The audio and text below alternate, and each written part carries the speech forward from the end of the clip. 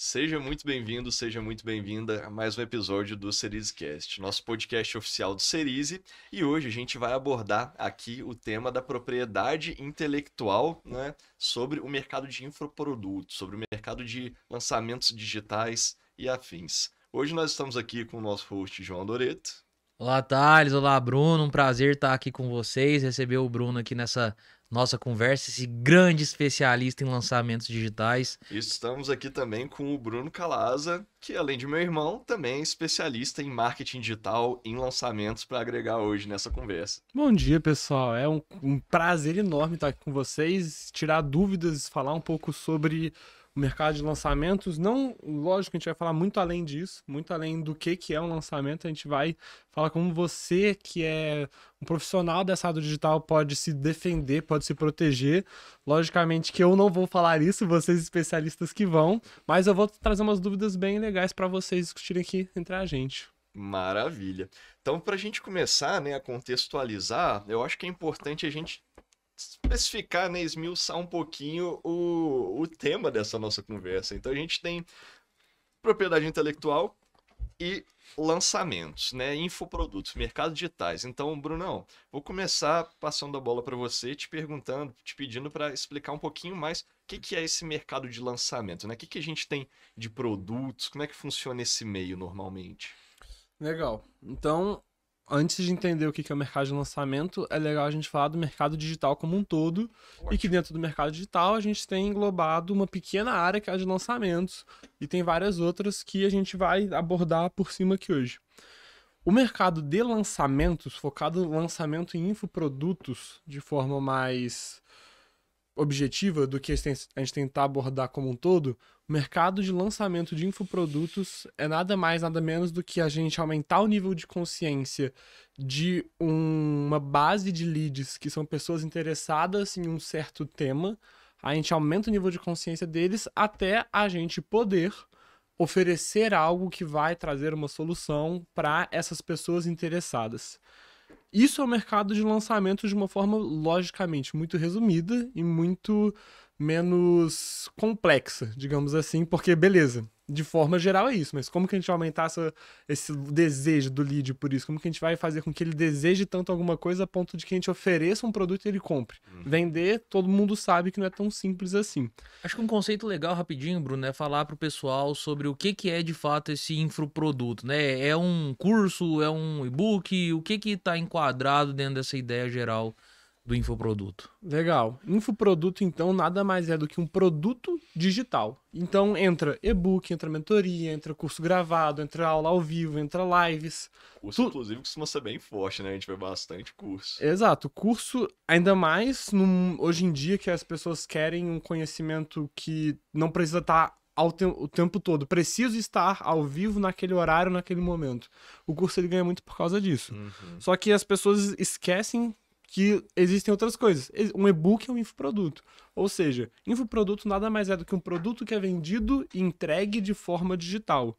Então, pô, um evento presencial, é aquilo que a gente começou conversando de que o marketing digital, ele é muito maior do que o mercado de infoprodutos. Um infoproduto você tem que entregar ele de forma digital, mas, por exemplo, um evento ao vivo. No evento ao vivo, você não é um infoproduto. Ele é um produto, na verdade é uma palestra. Só que a gente usa do marketing digital, usa do mercado digital para chegar nas pessoas interessadas em adquirir aquele produto que não é um infoproduto. Então, é bom esclarecer isso realmente, que o infoproduto é um produto que é entregue de forma digital. E-book, o curso, uma live. Que a live e a palestra e um evento são coisas parecidas, porque é um momento que você está ali presente no momento, ao vivo, só que não fisicamente. Então, tá de forma presencial, né? Perfeito. É legal a gente diferenciar isso, muito bom. Mas eu acredito que quando a gente fala da parte jurídica, ainda mais eu falo isso porque como eu estou inserido no meio jurídico, eu tenho dúvidas que englobam tudo, tanto o info quanto as nossas maiores dúvidas são, beleza, eu estou divulgando informações na internet. Até onde eu posso ir? Até onde eu não posso? E aí é onde eu acho que é legal você começar explicando também o que é propriedade intelectual, o que são esses direitos, até para eu mesmo poder fazer dúvidas mais direcionadas com embasamento nisso. Legal, maravilha. Bom, propriedade intelectual que a gente tem, né? na verdade, é um conjunto, é um grande gênero que a gente tem de direitos. Quando a gente fala de propriedade intelectual, se a gente destrinchar a etimologia da palavra, né, a forma como ela é criada, a gente tem uma propriedade, então é algo que é meu, só que intelectual, ou seja, intangível, tá? Que não é tangível como uma propriedade material, como notebook, como esse microfone. Então é uma propriedade que ela veio da minha consciência. A gente tem o estado de espírito da criação, que isso é trazido na legislação. A gente tem uma lei própria, na verdade, a gente tem um conjunto de leis que trabalham a propriedade intelectual. Ela, como um grande gênero, ela é dividida em espécies, em caixinhas ali. Então, quando eu falo de propriedade intelectual, a gente tem um entendimento que ela é dividida em 3 caixinhas dessas. A gente tem o direito autoral, são os direitos autorais, que tem uma legislação própria, a 9.610. A gente tem a propriedade industrial, não confundir com propriedade intelectual, que é gênero. A propriedade industrial é espécie, que está na Lei 9279, de 96. E a gente tem a Lei do Software, que está na 9.609. Certo, essas 3 legislações, elas regulam essas espécies. E o que a gente tem, o que diferencia essas espécies, né? Então, dentro do guarda-chuva propriedade intelectual, primeiro eu tenho os direitos autorais, e lá eu estou falando justamente do direito de autor, que envolve essa criação de espírito quando eu estou falando de textos. Então, quando eu estou falando de músicas, textos, produções literárias, imagens, fotografias, vetores, tudo que eu consegui criar assim num acervo de literário, musical, visual, normalmente que a gente conhece como artes em geral, como as belas artes em geral. A outra caixinha que nós temos aqui é a propriedade industrial. Aqui, como o nome sugere, a gente fala de questões mais ligadas à indústria, a empresários. Então a gente fala de marca, proteção de marca do nome da empresa, patentes, então as invenções de itens lá que a gente cria, por exemplo, o notebook em si. O notebook em si, ele é uma criação tecnológica que eu posso ir e registrar a patente. Eu posso também criar uma solução a mais para o notebook. Então, por exemplo, eu criei aqui um botão que quando eu encosto o meu dedo, eu desbloqueio a tela nele. Isso também é uma patente. Em que pese ela integrar o notebook, ela é uma patente diferente. Então, com isso, a gente vai estimulando a criatividade, a gente vai estimulando essa inovação. E a gente tem a última caixinha lá, que é a proteção sui generis. Sui generis é uma proteção sem categoria.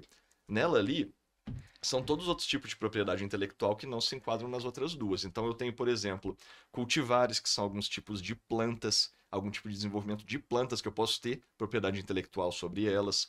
Eu tenho topografia de circuito. Então, quando eu tenho chips, eu tenho propriedade intelectual sobre a forma que eu construo um chip.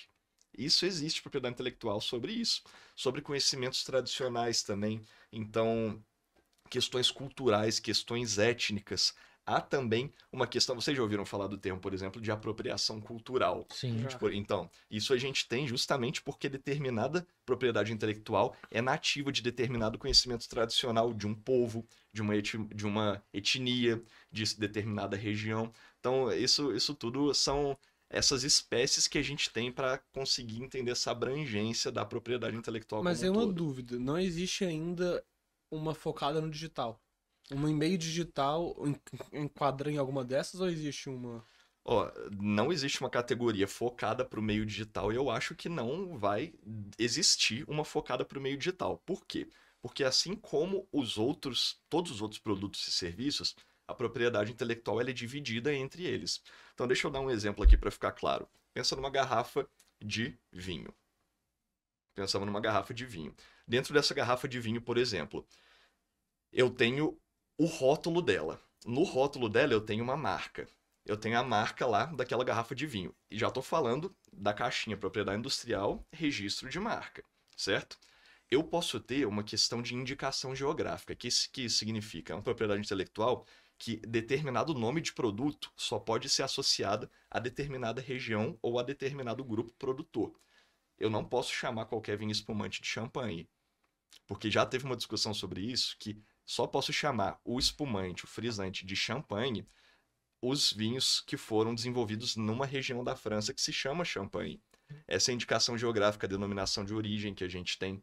Então você vê, aqui a gente já está falando de um produto que já está enquadrado em 2 categorias. Eu posso ainda, vários produtos usam isso, trazer alguma questão de branding, talvez trazer um slogan ali, talvez trazer um poema, alguma questão diferenciada num rótulo, na embalagem. Aqui eu já estou falando de direito de autor, que teve uma criação literária ali, ou uma arte diferente, não é? Uma arte diferente, uma imagem, uma logo. Então, você vê, é um produto que eu tenho que está enquadrado em diferentes espécies da propriedade intelectual. Eu imagino que o mesmo seja para o meio digital. Vamos levar aqui para a questão do infoproduto. Eu vou lançar um curso. Quando eu vou fazer o lançamento de um curso, aqui eu estou falando curso gravado, assíncrono, né? Que não é ao vivo, eu posso assistir a qualquer momento. Eu tenho direito de autor sobre o material daquele curso, sobre o material escrito, sobre o material gravado. Eu tenho o meu direito de imagem também, eu apareço como pessoa, e aqui não é necessariamente propriedade intelectual, mas eu tenho os meus direitos de imagem. Eu tenho a questão da marca, que eu posso registrar o nome daquele curso, registrar um logotipo daquele curso. Então, eu não vejo que vai ter uma caixinha específica dessa para o digital, mas assim como os outros produtos e serviços, pode se enquadrar em várias das categorias já existentes hoje. E independe um pouco, independe do meio, né, basicamente o que você está falando. Até porque a legislação ela te traz a proteção a um direito que é seu. Por quê? Quando a gente vê ali a regulamentação do contexto geral de propriedade intelectual, a gente está falando de uma regulamentação de um direito que ele já é inerente de quem criou, né? Ali do autor, por exemplo. E a legislação ela vem regular o quê? Você é o autor, mas às vezes você fez para determinado fim. Às vezes você foi contratado para fazer isso, ou você fez uma criação enquanto estava trabalhando para uma empresa ou trabalhando para um terceiro. E aí a gente começa a regulamentar como esses direitos eles vão conversar entre as partes envolvidas ali naquela situação.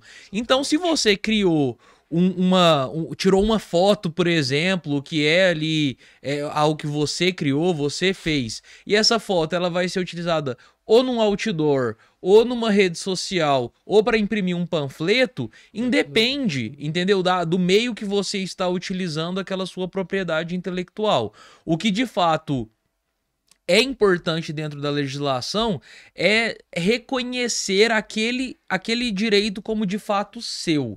E aí, claro, a gente vai falar um pouquinho melhor hoje, né, sobre meios de você ter uma proteção mais robusta, de fazer registro, né, registro de marca, registro de um software ou registrar uma patente, porque aquilo ali ele vai consolidar aquele seu direito, aquela sua propriedade. Contudo, você, enquanto às vezes como criador, tem aquele direito inerente, né? Eu acho muito legal, tem uma parte ali da legislação, né, Thales? E aí você vai poder falar com um pouco mais de detalhes sobre a criação da alma, né? E aí é onde a gente discute hoje, por exemplo, se uma inteligência artificial pode ter direito à propriedade intelectual de determinadas obras. Mas eu vou deixar o especialista explicar melhor pra gente.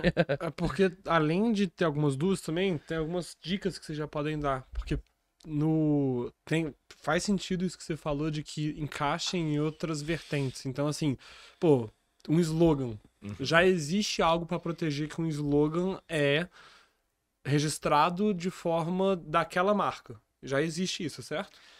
Não necessariamente uma proteção para slogan. Só que o que acontece? Quando a gente trabalha um slogan em si, então vamos trabalhar, por exemplo, Amo Muito Tudo Isso do McDonald's. Tem algumas saídas que a gente pode fazer, não existe uma categoria certinha, igual, por exemplo, eu tenho um logotipo, eu registro ele como marca visual, né? Que a gente tem a marca figurativa que chama. Isso existe, essa categoria certinha. Para nome, existe a categoria de marca nominativa, perfeito. Para slogan, eu não tenho uma categoria própria que existe hoje, mas tem algumas saídas.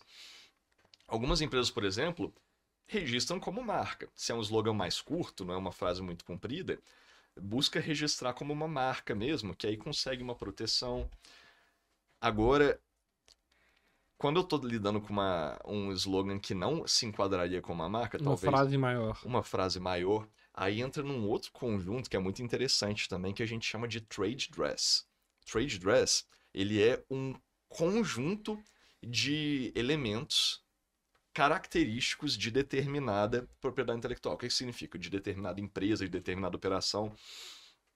Quando eu estou tratando de alguma marca, vamos pegar, por exemplo, uma Osklen, uma Reserva. São marcas de roupas que a gente tem nacionalmente reconhecidas, né? Você vê que não é só a logo ali que a gente tem, no caso o pica-pau da Reserva ou a Sim. coroa da Osklen, tem toda uma experiência. Então, dependendo do tipo de roupa, do tipo de design, eu consigo linkar determinada roupa a determinada marca.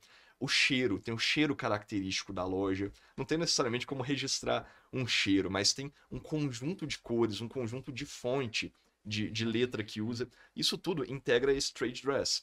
Inclusive a questão de slogan. Então a gente tem essa proteção que não necessariamente é registrável, tá? Porque aí já entra numa questão mais vinculada ao direito autoral. E direito autoral eu não preciso registrar.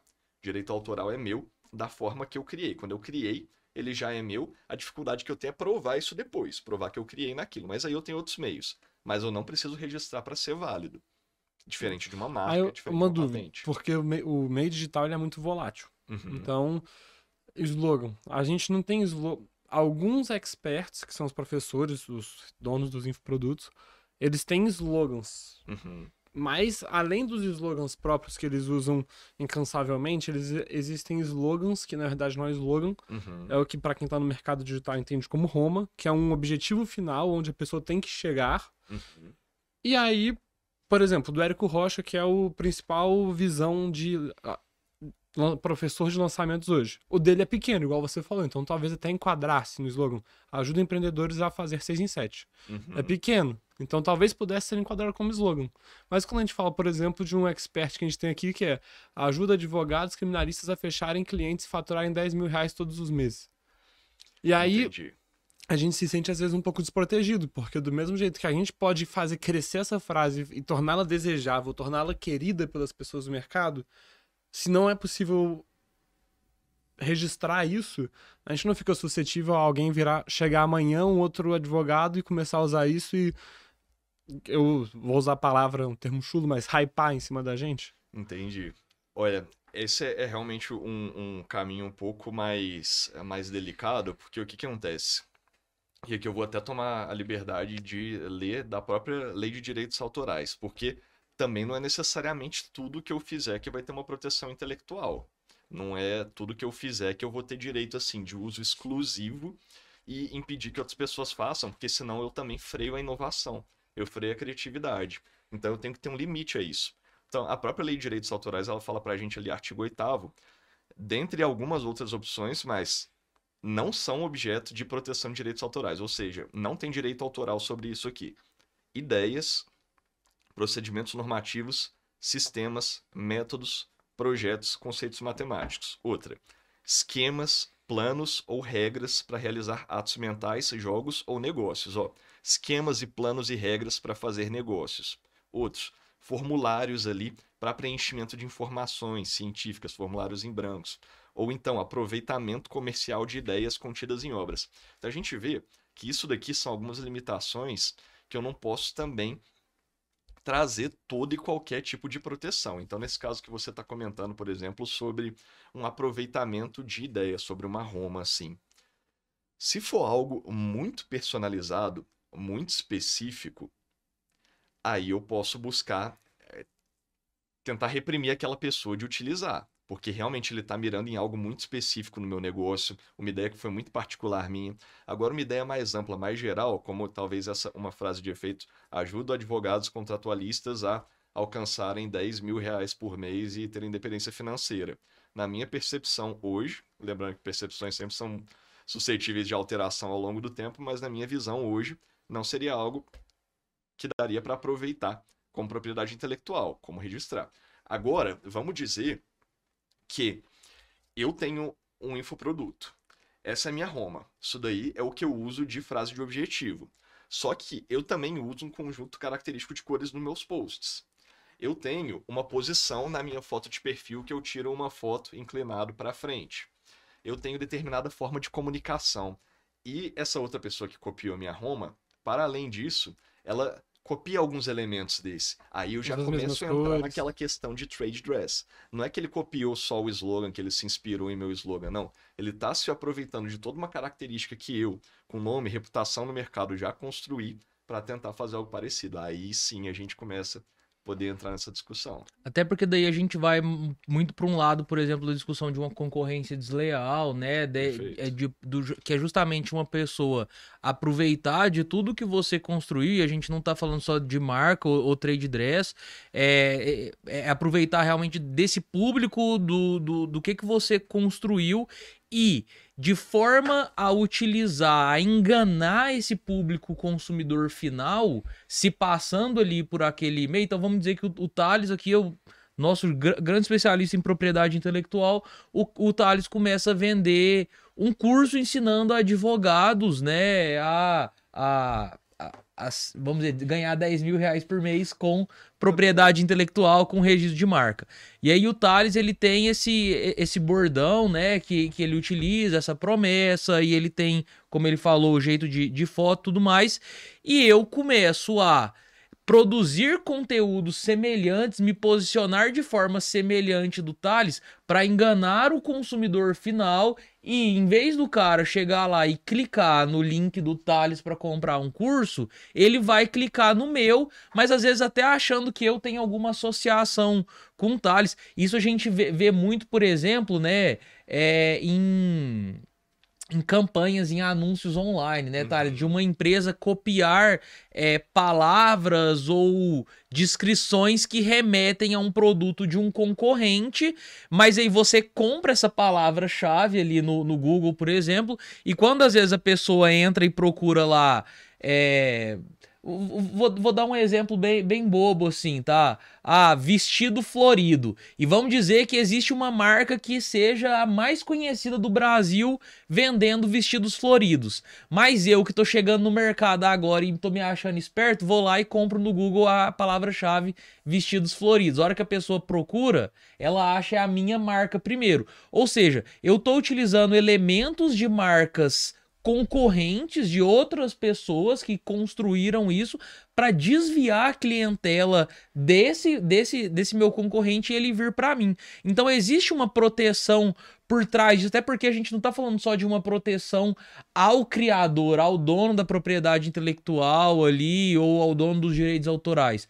A gente está falando também de uma proteção ao próprio consumidor final, né? Ao próprio usuário, para ele não ser enganado por uma prática dessa, né, de concorrência desleal. Exatamente. Aí algumas questões que a gente tem de ordem prática aqui também, até para um lançador, para o empresário que está ouvindo a gente, algumas formas de proteção que a gente pode ter, né? Então, o status zero, assim, né, o básico que a gente tem que fazer, o feijão com arroz, é buscar a primeira proteção de uma marca. Então, independente se eu estou lançando um produto, se eu tenho um serviço, ou algo que fica assim muito na mentalidade das pessoas é que eu só posso registrar o nome da minha empresa como marca. E não é isso. Todo produto, todo serviço, todo procedimento que eu tenho ou uma imagem ou um nome, né? Um nome, um termo, uma frase, ou um conjunto, uma imagem com esse nome, com essa frase, novos para designar alguma coisa, um produto ou um serviço, eu posso registrar como marca. Então isso já é o ideal. Primeiro que eu já registre o nome da minha empresa, por óbvio, como marca, mas também dos meus produtos e serviços. Além disso, o que é interessante também?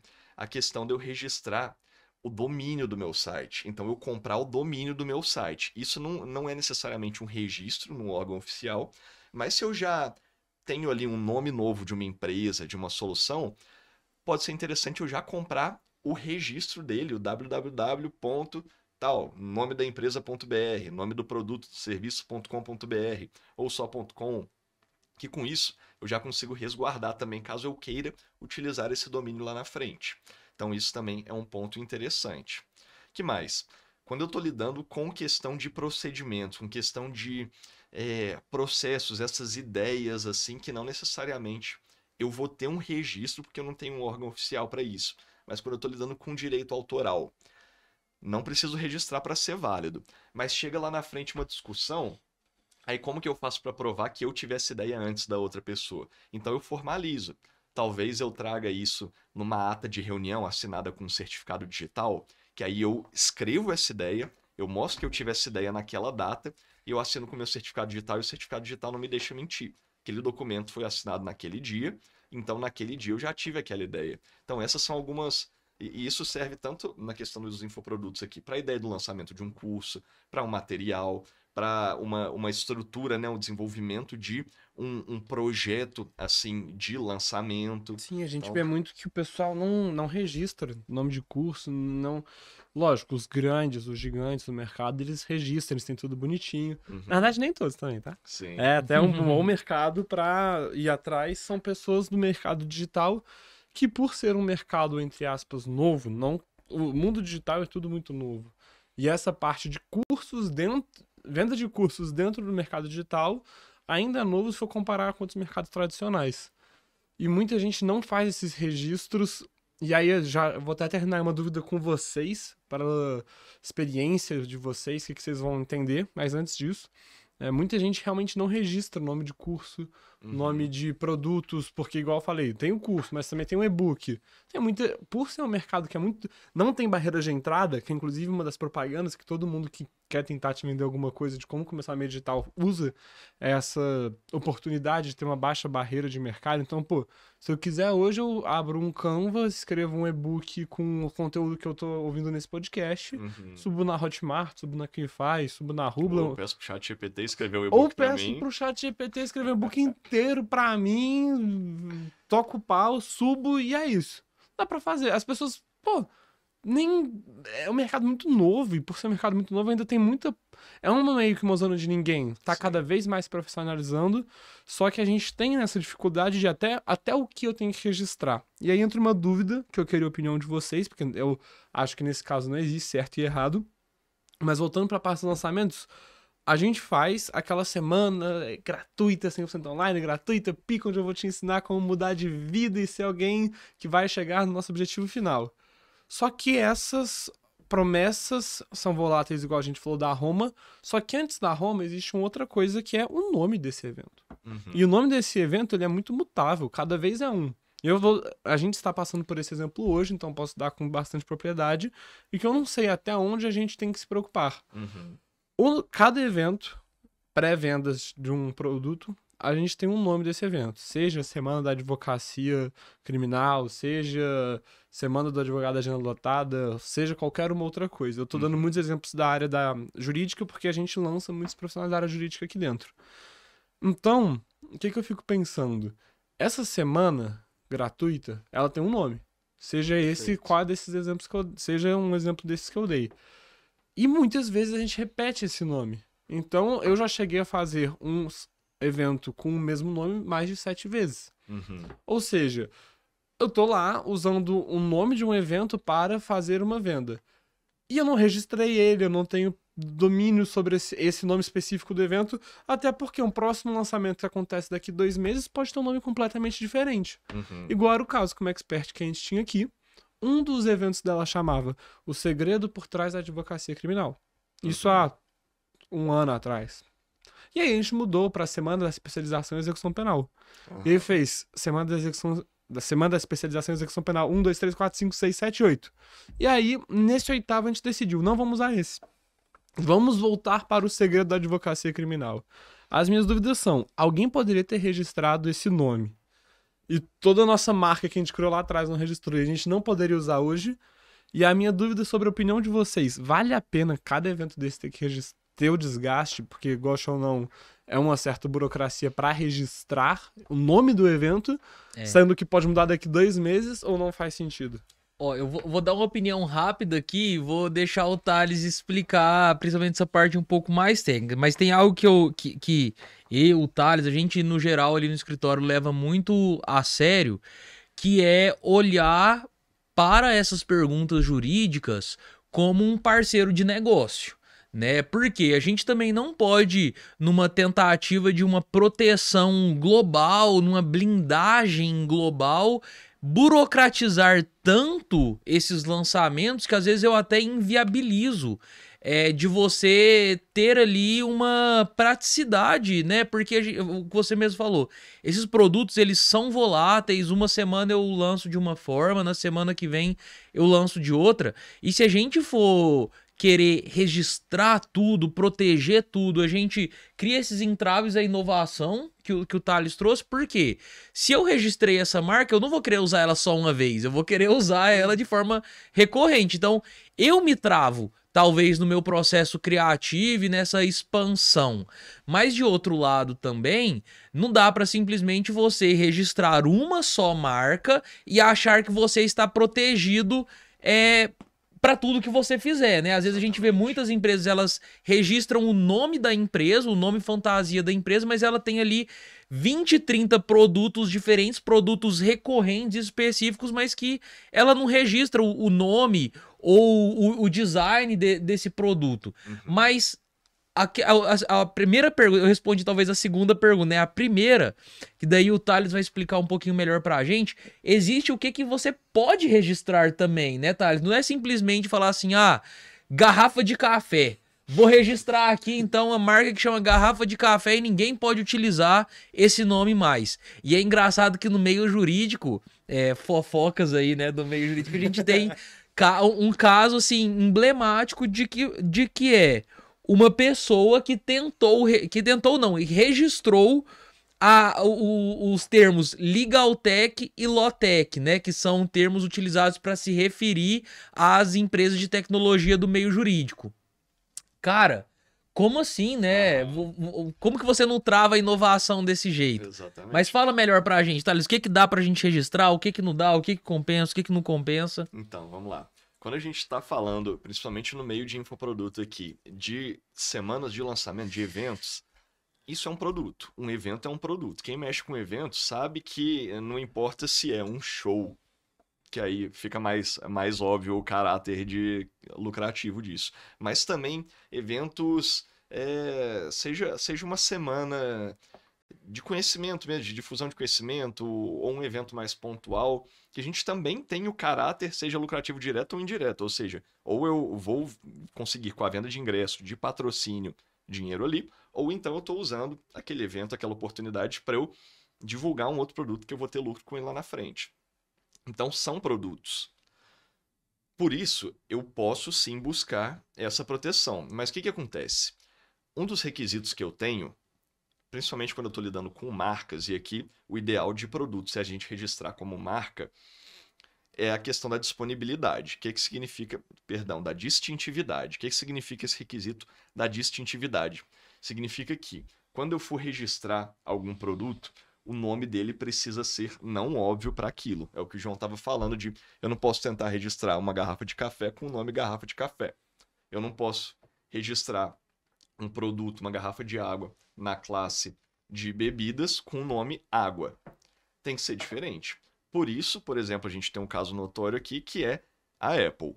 Se eu for registrar o nome Apple para notebooks, para celulares, eu posso. Por quê? Porque maçã não tem nada a ver com dispositivo eletrônico. Mas eu não posso registrar a marca Apple para o setor alimentício. Porque Apple é simplesmente a tradução livre de maçã, que é alimentícia. Então, por isso, se eu for lidar com um produto que o nome do evento é Agenda... Como é que é o nome da semana? Semana do Advogado Agenda Lotada. Semana do Advogado Agenda Lotada, mas você tinha dado um exemplo da criminal.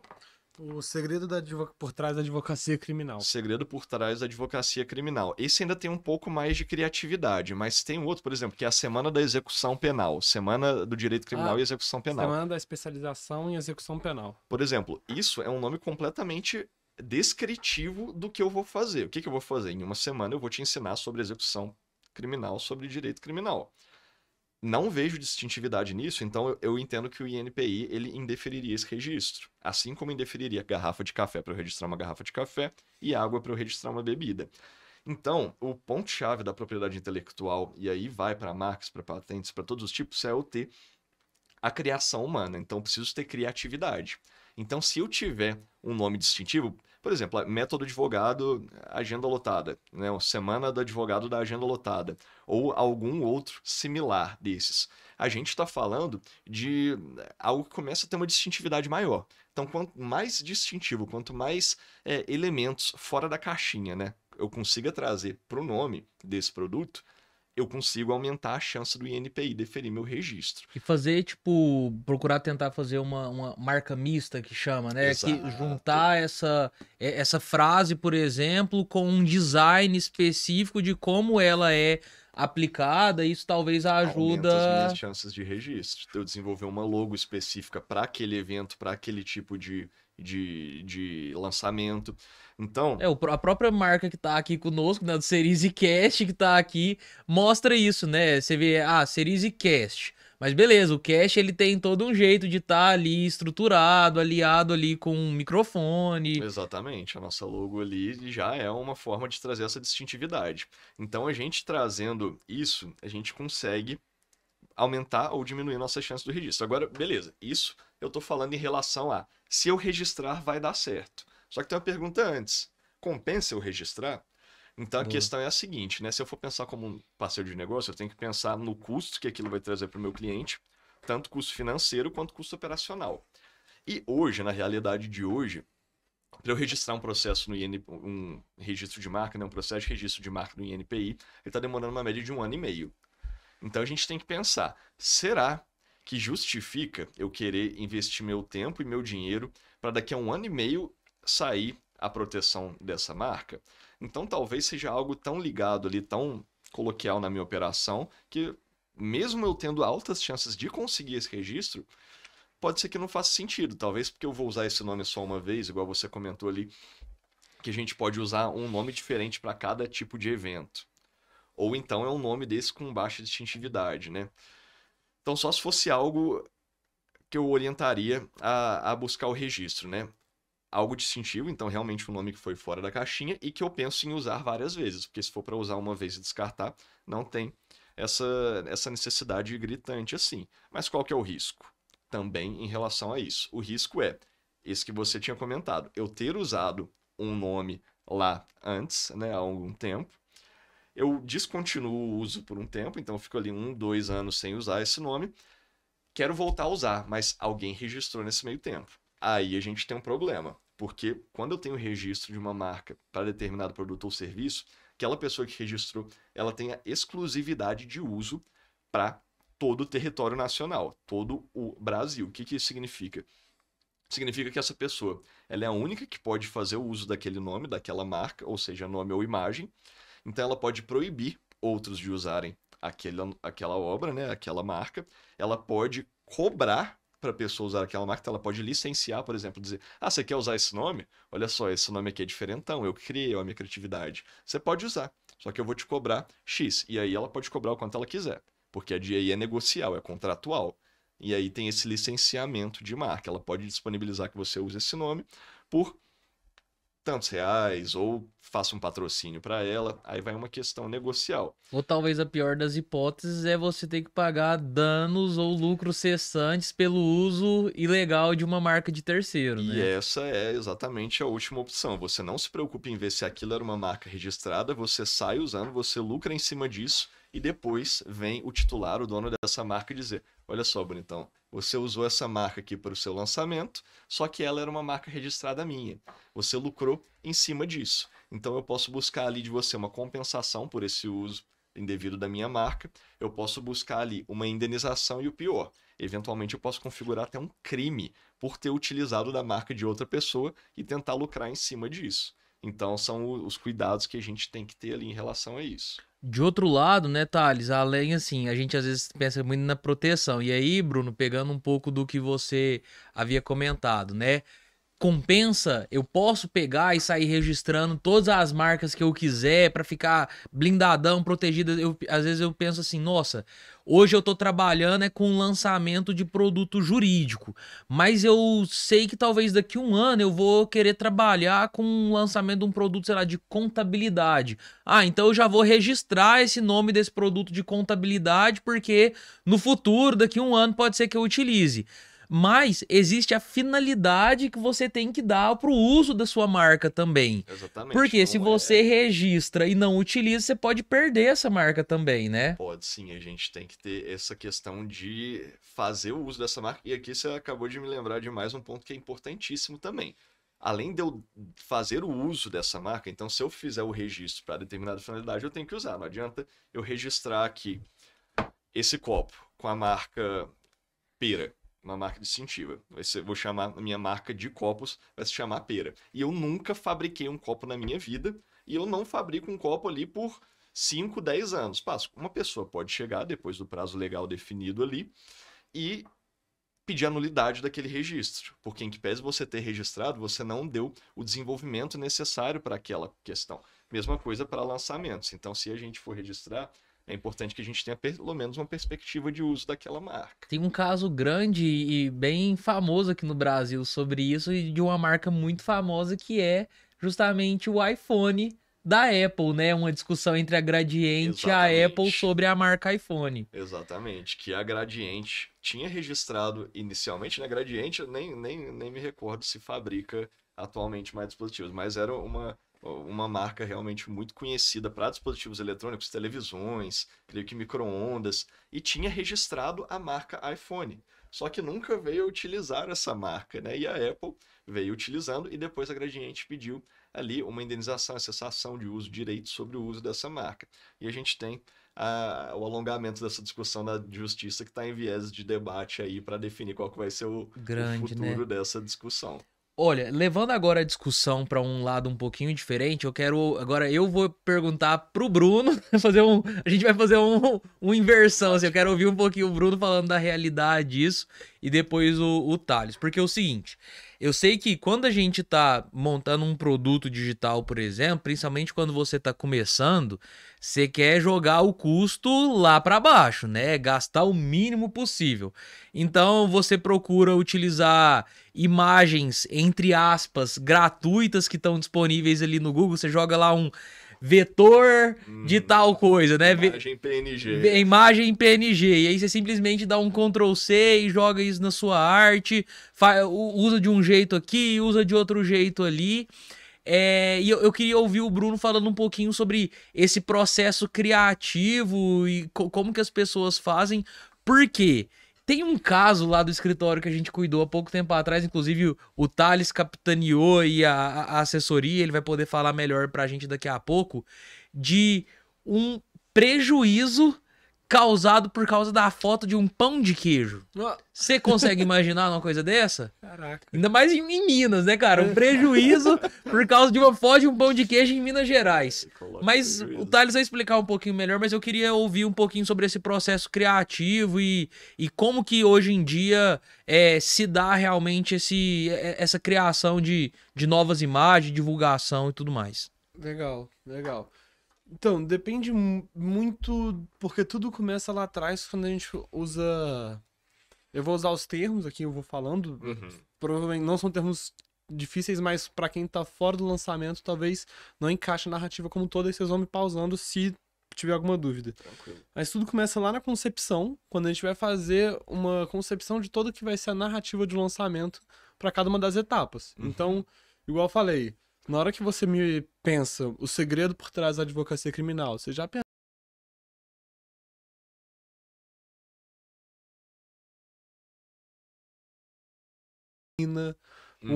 a gente usa uma narrativa de uma caixa preta com um fio vermelho lá dentro. Já vem muito na minha mentalidade, assim, quando você fala, uma identidade visual utilizando da cor preta, de mistério, de neblina, algo Exatamente. Então, um exemplo, mas agora que eu descobri que tem um pão de queijo dando ruim, agora eu não vou duvidar nada de uma neblina. Mas, por exemplo, a gente cria... E tem um livro, O Segredo, se eu não me engano. Tem. Depois você que tá com o notebook, procura, se eu não me engano, a gente livro, até... filme, o segredo. A gente até usa de uma identidade visual parecida. E ganhe, né?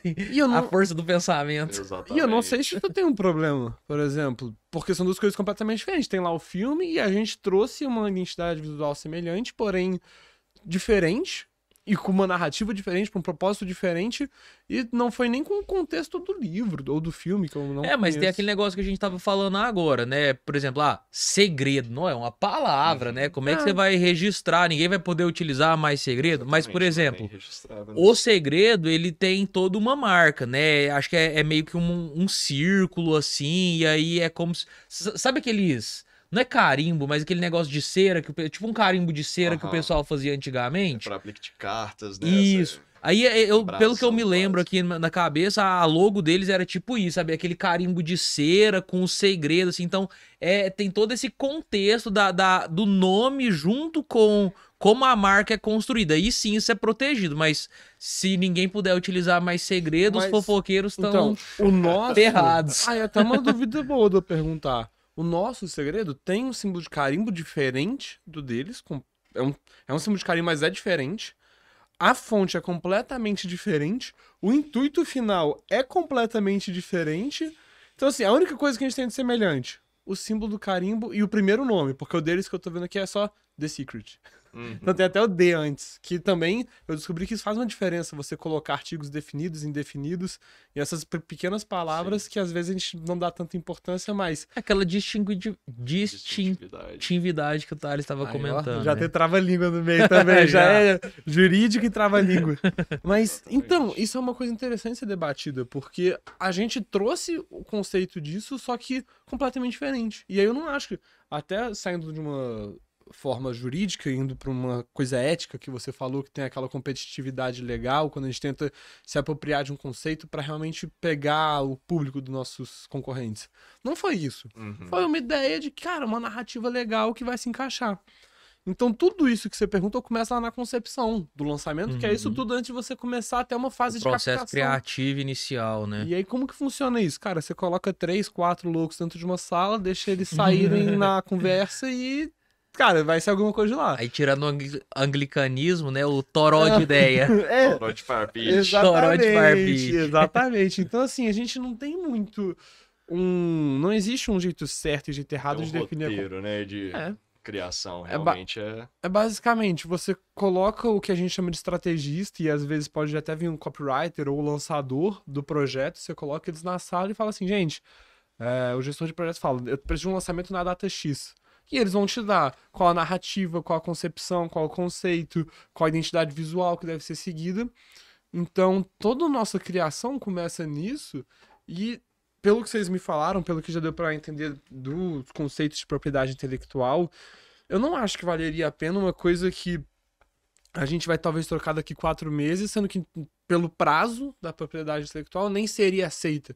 Uhum. Mas ao mesmo tempo eu fico pensando, pô, daqui um ano, e se eu quiser voltar Exato, com isso, se eu tiver quiser dado... daqui a 3 anos fazer. Vai que é um lançamento Isso. que bomba, uma semana que bomba, e aí daqui a 3 anos você quer fazer, né, recapitular aquela ideia, fazer um novo lançamento sobre esse primeiro lançamento que deu tanto certo. Só que isso também É faz algo parte... que tem que ser avaliado, né, realmente. É a caso a gestão de caso. risco que todo Exatamente. empreendedor tem que ter. Pô, vale mais a pena eu colocar minha energia em proteger o nome de um lançamento que vai ser provavelmente mutável, ou vale mais a pena colocar minha energia em fazer uma concepção mais bem feita, onde eu vou poder dedicar mais tempo e energia em outras coisas? Exatamente. Mas aí deixa eu dar uma alfinetada, que eu acabei de ver uma coisa que eu não tenho a menor ideia.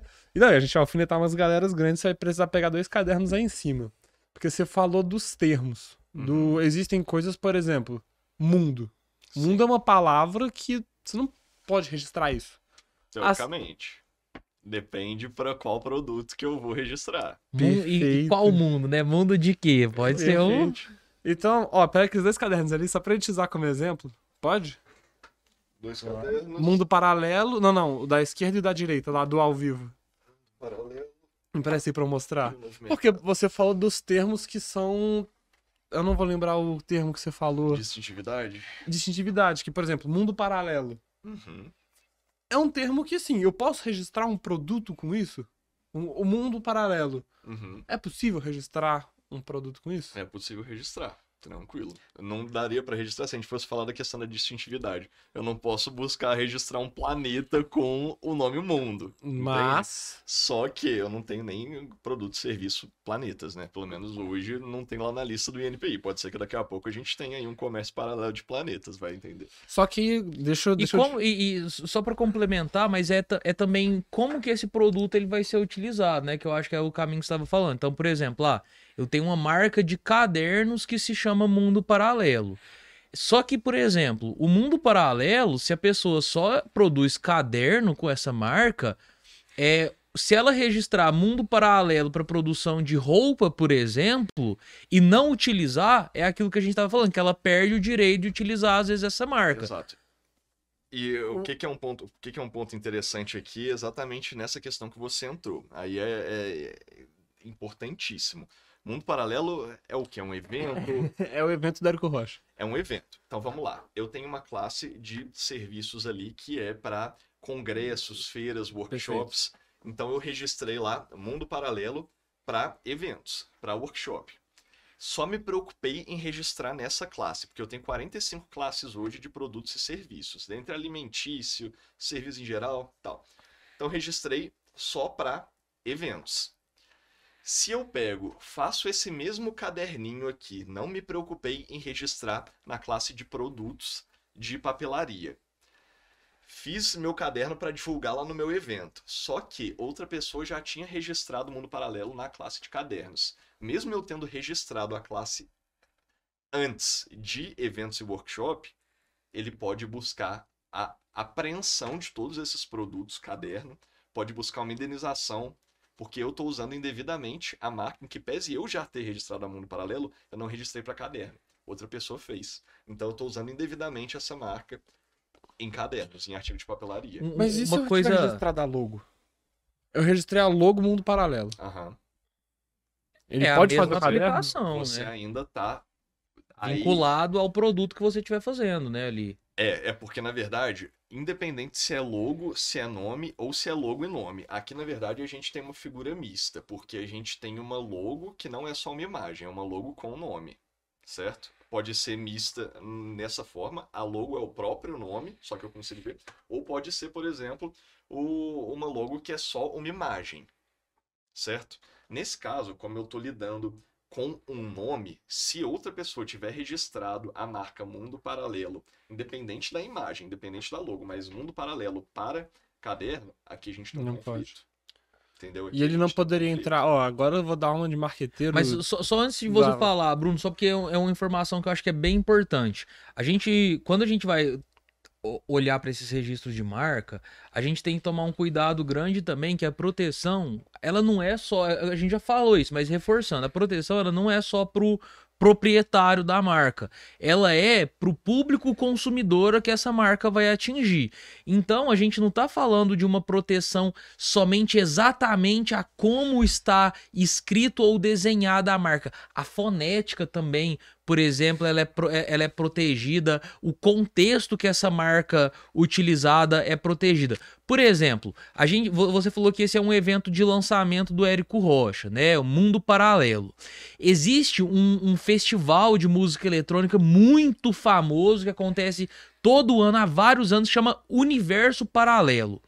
E aí você vê que não são nomes não são nomes exatamente iguais. Universo Paralelo e Mundo Paralelo. Contudo, se o Érico Rocha for fazer um evento de música eletrônica e ele fala assim, não, beleza, agora depois do meu lançamento, agora eu quero fazer um evento de uma rave música eletrônica que vai chamar Mundo Paralelo, que vai acontecer todo final de ano, na semana do Natal e Ano Novo e tudo mais. Você tá vendo que o nome não é exatamente igual, mas o nome tem uma semelhança e as características do evento produzido tem uma semelhança tão grande que pro público final, a pessoa que às vezes está vendo um ingresso ali do mundo paralelo e do universo paralelo pode ter uma dificuldade muito grande de distinguir de qual evento ela está comprando ingresso. Eu não iria nem até nesse nível específico do Érico Rocha ir fazer um evento de rave, um evento musical, mas da forma como está hoje. A gente tem o Universo Paralelo, que é o evento de música eletrônica, a gente tem o Mundo Paralelo, que é um evento também. Os dois já estão na mesma classe. Então, hoje, os dois no INPI já se enquadram na mesma classe. Se um deles registra primeiro, pode ser que o outro tenha que parar de usar. Quer saber por quê? Olha aqui o conflito. Onde que normalmente eu compro ingresso, independente se é de show ou de evento? Ticket online. Sites de evento em geral. Ticket online, Simpla. Então, eu jogo lá, eu não tô procurando eventos que vão acontecer em São Paulo nessa semana. Na mesma semana vai acontecer lá, Universo Paralelo e Mundo Paralelo. Eu tô lá, consumidor, esse é um produto que a gente chama que tem um grau de atenção baixa, porque não são compras que precisam de grandes momentos de reflexão do consumidor para comprar. Eu tô falando de um custo ali, talvez, Na verdade, às vezes até compra de impulso, Compra de muitas impulso. vezes, né? Então é isso, o consumidor tá lá, ele não parou para ler a descrição, mas ele se lembra, tem um show que eu quero assistir lá do universo paralelo. Ele vai lá ver, mundo paralelo. Legal, tá num preço legal, ele não olha a descrição do evento, vai e compra. Então a gente tem esse grau de confusão, a gente tem essa perspectiva de confusão. Então fica a dica aqui para os 2 proprietários do evento registrarem o quanto antes. Um Pra detalhe, procurar a gente. Precisarem de assessoria. um detalhe que não sei até onde que isso entra. Mas primeiro, no que eu tinha começado a falar, porque eu indo pra mesma vertente do Red Bull te dá asas, que eles mudaram pra te dar asas, por causa que não existe o termo, não existe nada chamado asas e processaram eles porque beberam Red Bull e não tomaram asas. E se fizesse tipo, Caraca, essa eu não sabia, Essa não. a gente conta com mais detalhes, isso é muito Vou. interessante. é o seguinte, lá nos, eu não sei se foi nos Estados Unidos, mas isso tem cara de brasileiro, enfim. Processaram a Red Bull porque no slogan deles falavam: toma Red Bull que Red Bull te dá asas. E o cara Pessoa bebeu pulou Red Bull. do prédio no... E ó que... no Não, não, não, não. Não teve nada Tô disso, não. brincando.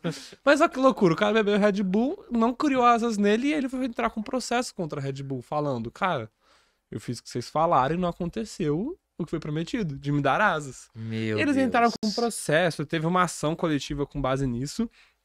E aí, por isso que hoje em dia o slogan da Red Bull não é mais Red Bull te dá asas. É Red Bull te dá asas. Porque não existe nada, nem existe Não um tinha nem termo ideia cadastrado disso. chamado asas com um monte de A. Então eles mudaram essa parada. Muito louco, né? E aí, pô, sabendo disso, eu já começo a pensar. E se eles registrassem Mundi? Porque isso aqui não é um O. Assim, não é um O nessa Não é mesma... uma tradicional, Não né? é um O nessa mesma fonte. Tá. Então, poderia? Mas e aquela questão a gente falou da questão da fonética, né? Como é que você muda a forma de você ler? Mundi.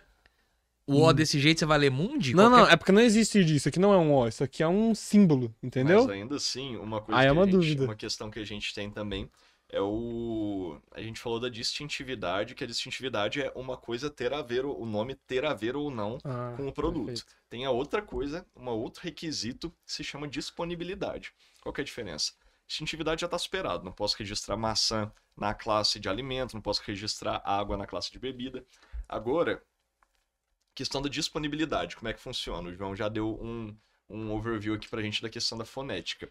Mas quando eu vou entrar com um pedido novo de marca, o INPI ele vai avaliar algumas questões de possibilidade de conflito ou não. Ou seja, não é que eu não posso registrar só uma marca exatamente igual. Então, mundo paralelo não significa que ela vai barrar só outras marcas mundo paralelo. Vai entrar numa questão principalmente fonética, gráfica e de contexto. O que isso significa? Me empresta aqui, com licença. A questão gráfica primeiro, que é a questão de escrita. Então, vai ver o grau de conflito que eu vou ter com a escrita. Então, por exemplo, se eu só suprimir uma letra, eu ainda tenho aqui um grau altíssimo de conflito gráfico. Então, assim, eu suprimo qualquer letra desse. O resto inteiro é igual. Então, dependendo do percentual de grafismo igual que eu tiver, de similaridade gráfica, vai ter esse indeferimento. Por isso, Similaridade gráfica, você diz fonte ou escrita? ambos. Na Ok. verdade, quando eu estou falando da gráfica, eu foco mais na questão de nome, na questão talvez do contexto da palavra, entende? Na questão de quantidade de caracteres iguais. Mas eu posso ter a similaridade também de imagem. Aí eu entro na questão da tipografia, entendeu? Aí eu entro na questão... Porque a tipografia, eu só vou ter essa diferença quando eu estou registrando uma imagem. Então, ok. Essa é a similaridade gráfica, quando eu tenho caracteres parecidos. Aqui eu suprimi só um caractere, todos os outros são iguais, tem um conflito. Outra questão, similaridade fonética. Fonética é a questão da fala, a questão de como eu pronuncio aquela marca. Então, se eu tenho mundo paralelo e eu mudo paralela, mundo paralelo, mundi paralelo, você está vendo que Parece. a parte fonética é muito similar. Então, essa é outra questão de conflito. E a outra questão é do contexto. E aqui é onde eu enxergo que tem conflito, por exemplo, entre mundo paralelo e universo paralelo. Por quê? Paralelo eu mantenho, é a mesma palavra, 100% de conflito. Agora, mundo e universo, os dois me remetem à questão espacial, à questão extraterrestre. Então, aqui eu tenho também o conflito de contexto. Por isso que eu vejo que tem essa questão não só quando os termos são similares, mas quando eu uso também termos que podem ter um conflito de contexto. Tudo isso são questões que eu tenho que estar atento quando eu vou buscar esse novo registro. Legal. E, de novo, isso não é para você enquanto proprietário, é para você tem que olhar com o olhar do consumidor médio, né? Porque às vezes você é o cara que criou a marca e fala assim, não, mas olha do jeito que fala aqui, o jeito que fala a minha marca, eu quero que fale a minha marca é diferente, mas às vezes a hora que chega lá no consumidor, o jeito dele falar, o jeito dele escrever, o jeito dele comunicar dele para outra pessoa vai ser, na verdade, de uma forma que você não tinha pretendido inicialmente. E várias marcas têm um caminho longo, né, até conseguir estabelecer a forma de fala da marca, a forma de escrita, da forma como a empresa de fato quer, né? Isso não é um caminho que acontece do dia para a noite. Exatamente. E aí, só antes da gente ir pra esse outro caderno aqui também, porque você falaram do negócio do show. Aí eu quero saber até onde isso é um problema. No final do evento, todo final de evento do Mundo Paralelo do Érico Rocha, ele faz um show. Aí, a gente já começa a ter. Aumenta aí Ele, nessa ele possibilidade de coloca, ele conflito. sobe uma banda, ele mesmo canta. Não sei se sabia disso, o Érico Rocha Aham. canta. Olha só. E aí, tem algum problema? Eu não vejo que agrava o problema, porque o problema já está um passo antes, que é essa questão de conflito do tipo de serviço. O tipo de serviço é shows, feiras, workshops, eventos Já em tá geral. antes. Entendeu? Não é porque eu adicionei show no final que vai ter um grau de conflito a mais. O conflito já está lá atrás, porque todos esses serviços já estão numa mesma classe e essa mesma classe já tem aí, na verdade, poderia ter um outro registro anterior. Legal. E aí, beleza. Antes da pergunta final, temos também o novo mercado ao vivo. O ao vivo é porque é só presencial, mas o nome do produto e da marca é o novo mercado, Uhum. que é do Ícaro de Carvalho, que é um outro grande player. Entra, se enquadra nessa mesma característica que você falou do mundo paralelo, ou por serem termos tipo, cara, o novo mercado. Pelo amor de Deus, é assim, todo mundo pode falar de um novo mercado e literalmente abre um novo mercado ali na esquina. Você fala isso no dia a dia.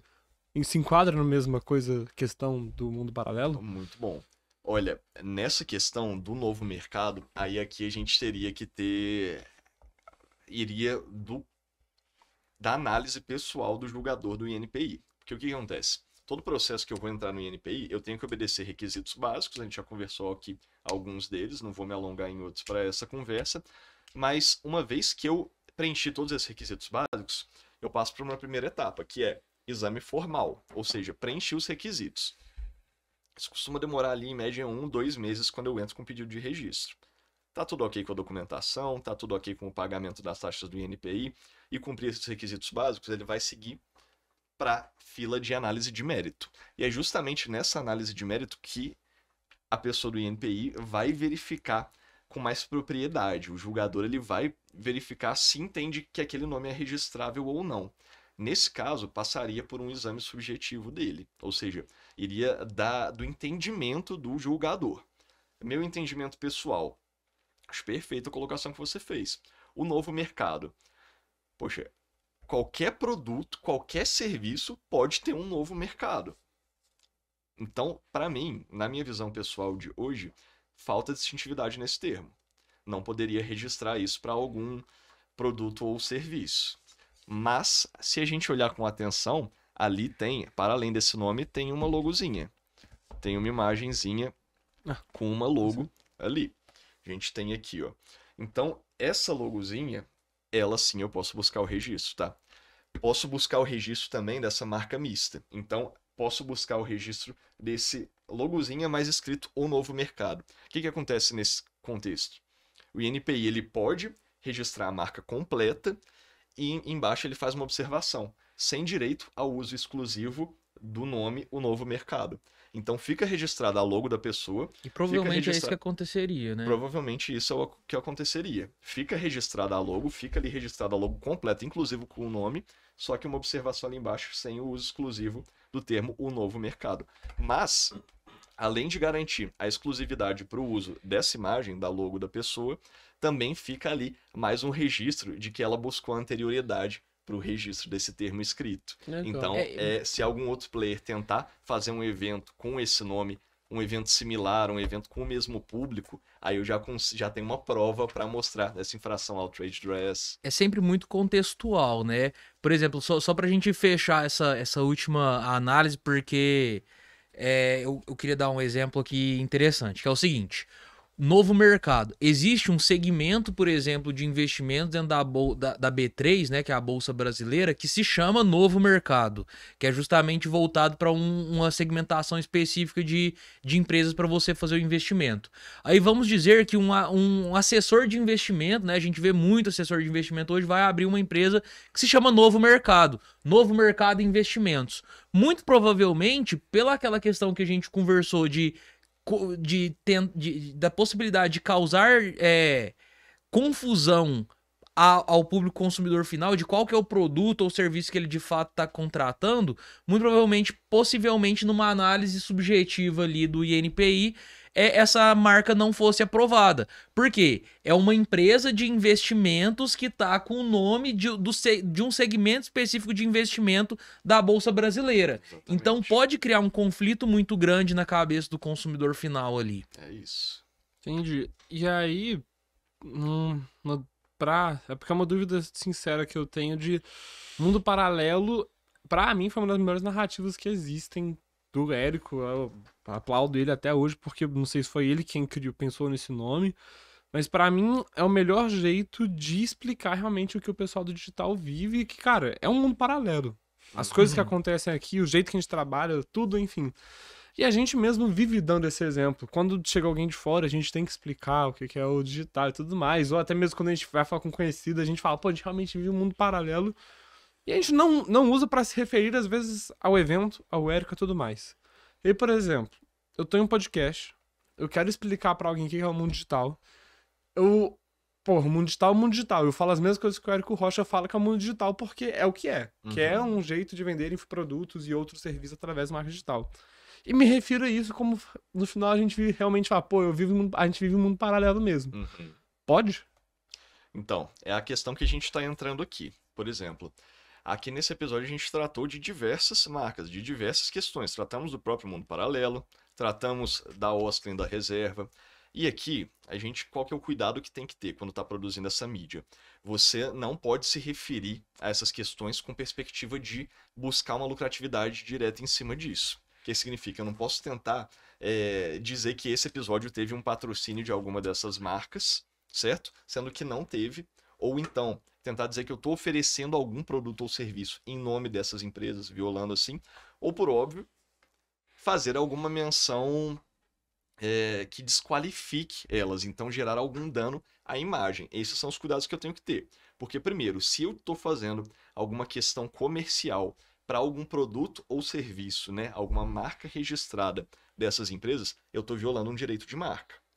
Não necessariamente na hora que eu estou conversando, na hora que eu estou trazendo o nome desses eventos, dessas marcas, para alguma mídia, não estou incorrendo em violação, porque são questões públicas. São marcas públicas que a gente anda no shopping nacionalmente e vê.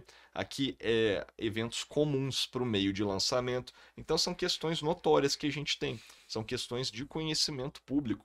Então, para se referir nesse tipo de conteúdo, é importante até para a questão de contexto, de contextualização. Então, cuidado que eu tenho que ter, para além do óbvio de não tentar incorrer num produto ou serviço, tentar vender disso de forma encoberta, né? O cuidado que eu tenho que ter é não fazer menções negativas que possam prejudicar a imagem dessas pessoas, produtores, eventos, marcas. Então essa é a questão que a gente justamente por isso que o INPI faz todas essas análises. Até porque se você está falando de mundo paralelo para se referir de forma geral ao mundo do marketing digital, você não está se referindo à marca que é o evento mundo paralelo sobre isso. Agora, por exemplo, você cria o seu podcast, vai chamar Mundo Paralelo para você falar no seu podcast sobre o marketing digital e aí você tá entrando numa talvez infração, aí não dá para falar ao certo que eu não sei como é que se é registrada essa marca, se for, como que ela é registrada, então não dá para fazer uma análise tão específica. Mas a depender de como você está utilizando a marca para benefício próprio, você pode estar assim incorrendo em diversas irregularidades. Agora, não é porque você utilizou utilizou o termo que tem uma marca registrada com esse termo em um contexto totalmente diferente que você não vai poder. Que é o exemplo que a gente estava falando ali das Legal Tags e Law Tags que eu falei. Como que assim você vai me proibir de utilizar um termo descritivo da categoria de serviço que eu ofereço? Exatamente. Entendeu? O que a gente tem que ter muito em mente também é que marca é pública. Então, se eu for lá, não existe uma marca sigilosa ali, por exemplo, porque justamente a questão toda, gente, do INPI, que é esse órgão que cuida dos registros de marcas, de patentes, é divulgar o conhecimento, é divulgar esses registros. Então, se eu for pesquisar, se uma marca tiver registrada, ela vai estar pública lá no INPI. Então, isso não significa que eu vou impedir as outras pessoas de comentarem sobre essa marca, de usar elas para exemplo. A violação de marca começa, por exemplo, quando eu trago aqui e eu ponho no fim do meu website, no rodapé dele, ou como um parceiro, como um cliente sem autorização, a imagem daquela pessoa, por exemplo. A imagem daquela marca, o logo daquela marca, o nome, a menção no material comercial, no material institucional meu, sem autorização ou com uma vedação contratual. Mas a gente comentar sobre isso, você trazer isso na forma de exemplo, lembrando aqui sempre sem o viés de infringir aquela marca, de trazer questões comerciais depreciativas. Mas então isso é justamente essa questão pública do registro de marca, certo? Então a gente tem que tomar justamente esse tipo de atenção para a gente poder fazer o uso certinho desse direito que resguarda aí toda a legislação que a gente tem. Legal demais. Gente, o papo tá incrível, né? Se a gente pudesse continuar falando aí de produtos digitais, eu acho que iríamos algumas horas ainda, mas naquele nossa característica de final de episódio, né, deixar algumas dicas aqui para os nossos ouvintes, eu queria pedir, Bruno, que você compartilhasse aí com o pessoal que está querendo saber mais sobre o mundo de marketing digital, sobre lançamentos digitais, o que você indica de material. Você já falou bastante, né? Falou bastante do Érico Rocha, por exemplo, mas podcasts, livros, cursos que você indica aí pro pessoal. Perfeito. Primeiro, a gente tem o próprio podcast, o PlugoCast, onde a gente fala sobre marketing digital e trazemos convidados desse mercado para debater sobre a rotina deles, o que eles fazem e como escalam. Então, se você gosta do mercado digital, te indico a assistir esse podcast. Mas também tem um livro que eu não vou lembrar o título ao certo, porque é um título grande, que é o livro do Érico Rocha. Mas quem quiser ver, pode dar uma olhada na internet, livro Érico Rocha, que foi como eu, inclusive, comecei no mercado digital, foi lendo esse livro, Como usar a internet para alavancar suas vendas ou criar um negócio digital do zero. Esse é o nome do livro, viu? Que legal. O nome do livro já é o livro. O nome do livro já é o livro. Então, quem tiver interesse, eu acho que essa é uma forma excelente de você entender o que é o mercado de lançamentos e assistir o PlugoCast, que é onde a gente traz dicas sobre marketing digital, como fazer vendas além de lançamentos, mas com infoprodutos como um todo. Bom demais. Minha dica aqui que fica para o nosso ouvinte é o próprio site do INPI, gov.br/INPI, que lá tem muitas dicas para começar a entender um pouco mais sobre esse mundo, principalmente da propriedade industrial, que é ali quando a gente fala de marca, de patente. Então, tem um conhecimento inicial para você se ambientar, mas o ideal, claro, é sempre também buscar uma assessoria para fazer essa análise prévia de disponibilidade dos requisitos para que você possa seguir com a maior segurança e cuidados e investimentos. Então, pessoal, com isso, a gente agradece aqui novamente a presença de todos vocês que nos acompanharam até esse momento. Os nossos queridos aqui também, João e Bruno, que é sempre um prazer ter essas conversas com vocês. Com isso, fica o nosso Igualmente. muito obrigado. Obrigado, Obrigado, Bruno. gente. Valeu. Obrigado, Thales.